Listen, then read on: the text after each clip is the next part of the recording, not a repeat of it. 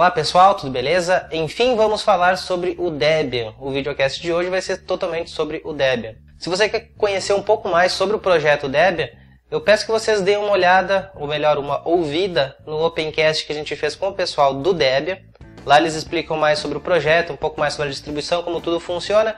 E aqui eu vou falar sobre a minha experiência usando o Debian durante uma semana. Para quem ainda não conhece como é que eu faço essa série, eu não vou descrever como é o Debian conforme o que ele se propõe, e sim como ele se comporta na minha utilização, ou seja, como que eu faço no dia a dia, as tarefas que eu tenho, eu vou usar o Debian, na verdade eu já usei durante essa semana, e vou dizer como que ele se comportou para essas minhas tarefas. Pode ser que para outras pessoas fique diferente, fique bem claro isso. O que eu vou dizer aqui é a minha experiência própria, ou seja, como ele se comportou nas tarefas que eu tenho no dia a dia. A primeira coisa que eu tenho que comentar é sobre a instalação do Debian.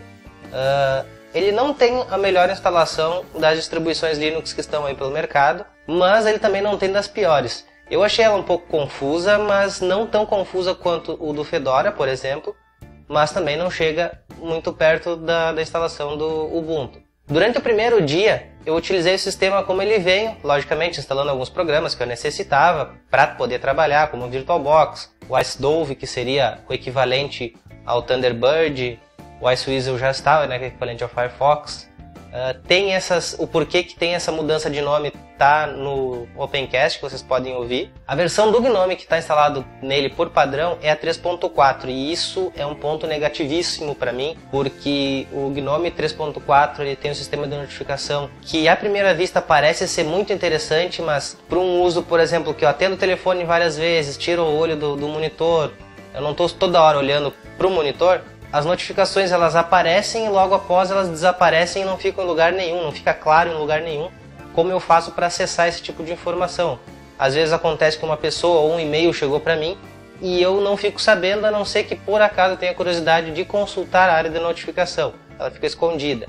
Então nesse primeiro dia eu utilizei o sistema como dava, ou seja, os repositórios padrão. E aí eu tive bastante dificuldades, alguns programas não consegui instalar devido a versões de pacotes e tudo mais. No segundo dia eu resolvi então mudar os meus repositórios para a versão testing. Melhorou bastante coisa, eu já consegui instalar alguns programas que eu não estava conseguindo. No entanto, eu ainda estava com programas muito antigos, principalmente o GNOME continuava na versão 3.4. Então, no terceiro dia, eu resolvi ir para a versão, para os repositórios Unstable. Aí eu vi uma grande mudança, pacotes mais atualizados, mas mesmo assim, o GNOME ele saiu da versão 3.4 e foi para a versão 3.8 e alguma coisa do 3.10. Mais ou menos como a Canonical faz com o Ubuntu. Mas aí eu tive uma grande melhora com o sistema, até em velocidade ele ficou um pouco mais rápido.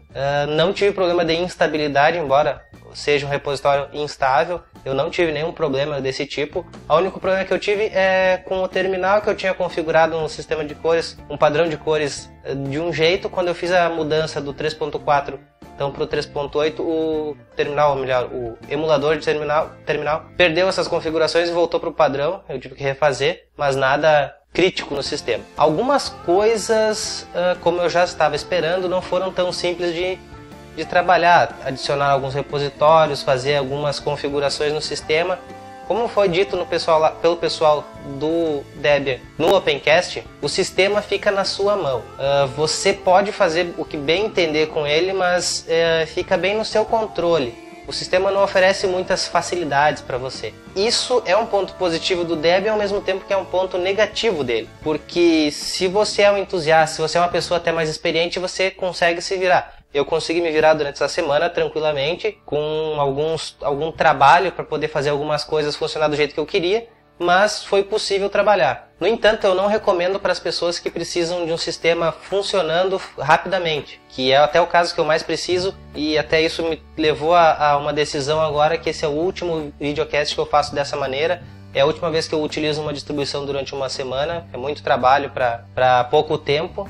Eu preciso de uma distribuição que eu instale e saia usando, que me facilite a vida no dia a dia e não que simplesmente me dê o controle. Mas essa é uma decisão minha, por isso que eu digo que é uma qualidade e um defeito do Debian. Ao mesmo tempo que ele te dá todo o controle, ele te tira a facilidade. Vocês interpretem como vocês quiserem.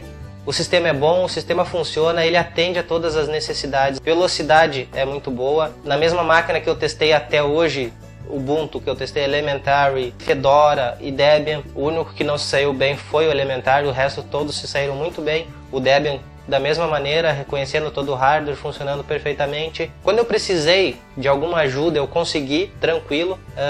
Lógico que eu não precisei de tipo de ajudas mais simples, como o pessoal também fala no Opencast, que você pedir coisas muito simples, o pessoal vai acabar não te ajudando. Eu não precisei desse tipo de ajuda, até porque são 15 anos aí de utilização de Linux. Não sei tudo, mas é mais difícil ter essas dúvidas mais básicas. E o sistema também não me apresentou nenhum problema básico. O que eu precisava resolver mesmo eram probleminhas um pouco mais complexos, que era necessário dar uma estudada para saber como se fazia essas coisas. Como conclusão, então, eu digo que o Debian, eu usei a versão 7, né, lógico, a última versão, ele se apresenta tranquilo para você utilizar, desde que você não seja um usuário iniciante. Se você for um usuário iniciante e quiser utilizar o sistema para o trabalho do seu dia a dia, é melhor que você primeiro utilize ele num computador separado, aprenda a utilizá-lo e depois sim você pode ir para o Debian. Se você precisa agora instalar uma máquina e sair utilizando, eu diria que o Debian não é a melhor escolha para fazer isso, a não ser que você já conheça um pouco mais o sistema, ou seja, você não é mais iniciante. Assim que você já é uma pessoa mais experiente, um usuário mais experiente, o Debian aí pode até atender para uma utilização rápida. No geral, ele atende, você vai encontrar as soluções, pode ser que demore um pouco mais, um pouco menos, mas você vai encontrar a solução e vai conseguir fazer a instalação ou configurações que você precisa. O pessoal aí do Opencast, Guaraldo e Hélio,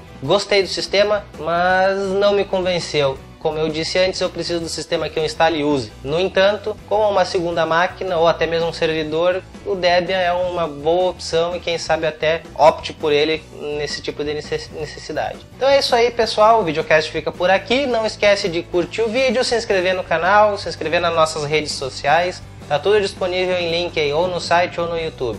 Certo? Obrigado e até a próxima.